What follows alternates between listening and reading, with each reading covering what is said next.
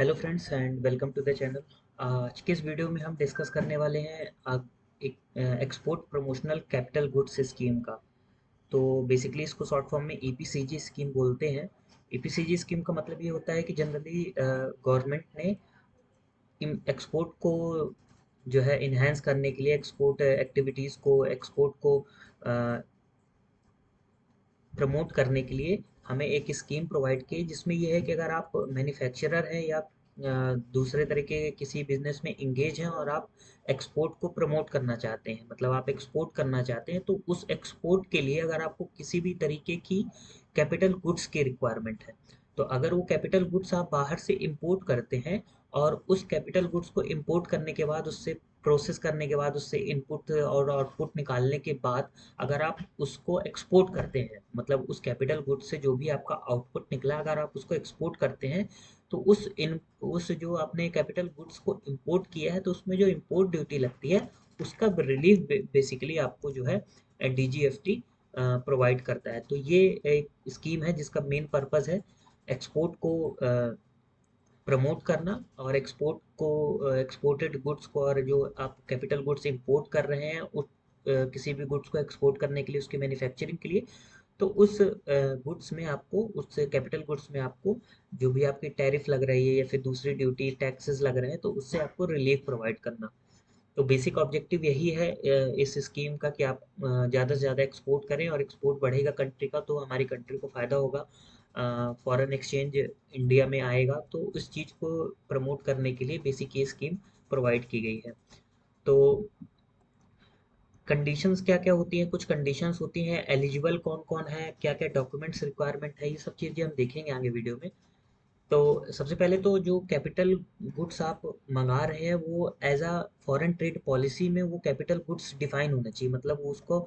जो डेफिनेशन है वो उस डेफिनेशन के अंदर कवर होना चाहिए जो भी आप कैपिटल गुड्स मंगवा रहे हैं। दूसरा, एलिजिबिलिटी कंडीशंस जो है कैपिटल गुड्स की वो फुलफिल अगर करती हैं तो इन दो केसेस में अगर आप कैपिटल गुड्स बाहर से मंगवाते हैं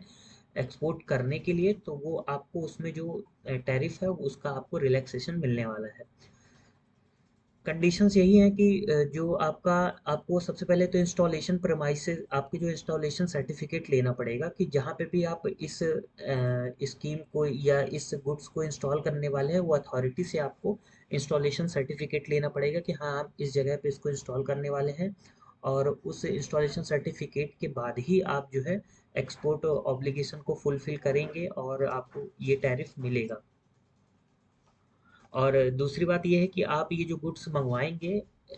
इंपोर्ट करेंगे इसको आप ट्रांसफ़र नहीं कर सकते, ये नॉन ट्रांसफरेबल गुड्स है। उसके बाद कि ये है कि अगर आपको जो भी एक्सपोर्ट है, जो भी आपने ऑब्लिगेशन है आपको एक्सपोर्ट का, वो विद इन 6 ईयर आपको वो फुलफिल करनी होगी। और कितनी करनी होगी, जितना भी आपको इम्पोर्ट ड्यूटी मिली है, जितने भी आपको रिलैक्सेशन जो भी इम्पोर्ट ड्यूटी थी उसका 6 टाइम आपको 6 सालों में उसको आपको एक्सपोर्ट करके देना है, तभी ये रिलैक्सेशन आपको टैरिफ का मिल पाएगा, इम्पोर्ट ड्यूटी का मिल पाएगा। आपको इम्पोर्ट ड्यूटी सरकार अगर छोड़ेगी तो उसके लिए जितना भी इम्पोर्ट ड्यूटी सरकार ने अपनी वेव ऑफ की है उसका 6 गुना आपको 6 सालों के अंदर उतना एक्सपोर्ट करके गवर्नमेंट को दिखाना पड़ेगा। उसके बाद डॉक्यूमेंट्स क्या क्या रिक्वायर्ड है तो वो देख लेते हैं। सबसे पहले तो आपके पास जीएसटी रजिस्ट्रेशन सर्टिफिकेट होना चाहिए, एक चार्टेड अकाउंटेंट आपको सर्टिफाई करके देगा कि कॉपी एक ओरिजिनल सर्टिफिकेट की। उसके बाद इंपोर्ट एक्सपोर्ट कोड आपका जो होगा वो आपको देना पड़ेगा, डिजिटल सिग्नेचर आपके पास होना चाहिए, एक्साइज का रजिस्ट्रेशन आपको पास होना चाहिए, एक इनवॉइस आप प्रोफार्मा इनवॉइस प्रोवाइड करेंगे, एक chartered engineer self certified copy देगा ओरिजिनल सर्टिफिकेट की कि जो भी साइट है उसकी, पैन कार्ड आपको देना पड़ेगा, रजिस्ट्रेशन या फिर मेंबरशिप कार्ड है आपका अगर वो देना पड़ेगा, और टूरिज्म डिपार्टमेंट से अगर आपका कोई सर्टिफिकेट है तो वो आपको उस रजिस्ट्रेशन सर्टिफिकेट को प्रोवाइड करना पड़ेगा। इसके बाद देखते हैं कि कैसे हम अप्लाई कर सकते हैं। मान लीजिए हमें कोई कैपिटल गुड्स मंगवानी है तो उसके लिए आपको सिंपली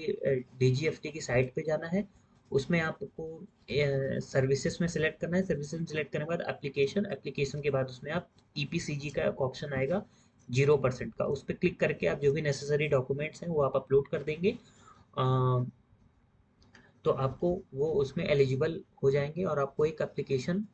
और लाइसेंस जो है ईपीसीजी का इशू कर देगी डीजीएफटी, अगर आपकी सारी कंडीशंस और डॉक्यूमेंट सही रहते हैं तो। उसके बाद कौन कौन से ऐसे कैपिटल गुड्स हैं, तो इसमें सेकंड हैंड कैपिटल गुड्स को भी कवर किया गया है। मान लीजिए आप कोई सेकंड हैंड मशीनरी इंपोर्ट कर रहे हैं आउट ऑफ इंडिया, तो वो भी इस डेफिनेशन के अंदर कैपिटल गुड्स में कवर है। दूसरा कि कोई भी ऐसा कैप्टिव पावर प्लांट या जनरेटर सेट आप मंगा रहे हैं, तो वो भी कैपिटल गुड्स के डेफिनेशन में कवर होता है। जैसे अगर आपको इलेक्ट्रिसिटी एक्सपोर्ट करने का या इलेक्ट्रिसिटी ट्रांसमिशन सर्विसेज का दे रहे हैं, तो उस केस में आपको जो captive power plant generator set है उसके लिए भी आपको इम्पोर्ट ड्यूटी में रिलैक्सेशन मिलने वाला है। दूसरा कि वैलिडिटी कब तक है और दूसरी क्या रिक्वायरमेंट है, तो सबसे पहले तो आपको एक एक्सपोर्ट में क्या क्या इंक्लूड किया जाएगा ये बताया गया है। तो जनरली जो भी आप गुड्स एक्सपोर्ट करेंगे उसको एक्सपोर्ट की आपकी जो आपका लाइबिलिटी थी एक्सपोर्ट की उसमें काउंट किया जाएगा। आपका फिजिकल एक्सपोर्ट और सप्लाईज जो भी है, डीम्ड सप्लाई, अगर डीम्ड एक्सपोर्ट किन किन चीज़ों को कुछ डीजीएफटी ने कुछ को डीम्ड एक्सपोर्ट माना है, तो अगर वो डीम्ड एक्सपोर्ट भी आप करते हैं तो भी वो एक्सपोर्ट की डेफिनेशन में कवर हो जाएगा। जो भी आप फॉरेक्स रिसीव करते हैं, मतलब फॉरेन एक्सचेंज आप रिसीव करते हैं रिसर्च एंड डेवलपमेंट से या फिर रॉयल्टी पेमेंट से, तो उसको भी एक्सपोर्ट के काउंटेशन में रखा जाएगा। दूसरा, कोई भी आप स्पेसिफाइड सर्विसेज इंडियन रुपीज में रिसीव्ड करते हैं तो उसको भी एक्सपोर्ट सर्विसेज में माना जाएगा। उसके बाद आपको एक बैंक गारंटी फर्निश करनी पड़ेगी। अगर आप मर्चेंट एक्सपोर्टर हैं, आप किसी भी प्रकार के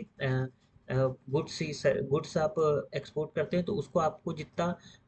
ड्यूटी आपने डिफरेंशिएट, मतलब कि जितने भी ड्यूटी आपको रिलैक्सेशन मिला उसका 100% आपको बैंक गारंटी, और इनके साथ अगर आप मैन्युफैक्चरर हैं तो उससे 25% जितनी ड्यूटी मिली उसकी आपको बैंक गारंटी डिपार्टमेंट के पास सबमिट करनी पड़ती है। वैलिडिटी कब तक होती है कि कब तक आपको जो है एक्सपोर्ट आपकी जो ऑब्लिगेशन है वो पूरा कर लेना है, तो जनरली इसकी 12 मंथ होती है। इन केस ऑफ आप ज्वेलरी या जेम्स बिजनेस के काम में हैं तो उस केस में, या फिर आपका एडवांस अथोराइजेशन है या एक्सपोर्ट अथोराइजेशन है, उस केस में आपको 12 महीने के अंदर वैलिडिटी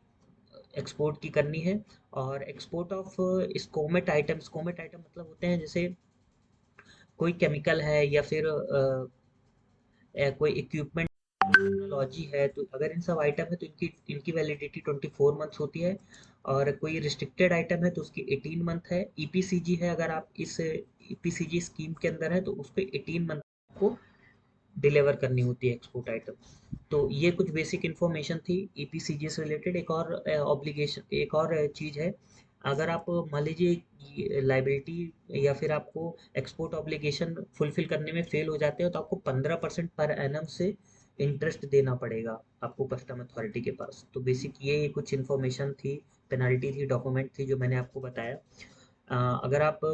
कोई गुड्स इंपोर्ट करना चाहते हैं इस स्कीम के अंदर और आपको कोई डिफ़िकल्टी हो रही है किसी भी प्रोसेस को समझने में या किसी डॉक्यूमेंट को इंटरप्रेट करने में, तो आप हमारे नंबर में कांटेक्ट कर सकते हैं। दूसरा, किसी भी प्रकार की आपको दूसरी कंपनी रिलेटेड जानकारी चाहिए तो भी आप हमारे इस नंबर पे कांटेक्ट कर सकते हैं। इस वीडियो को शेयर कीजिए और चैनल को सब्सक्राइब कीजिए। Thank you so much.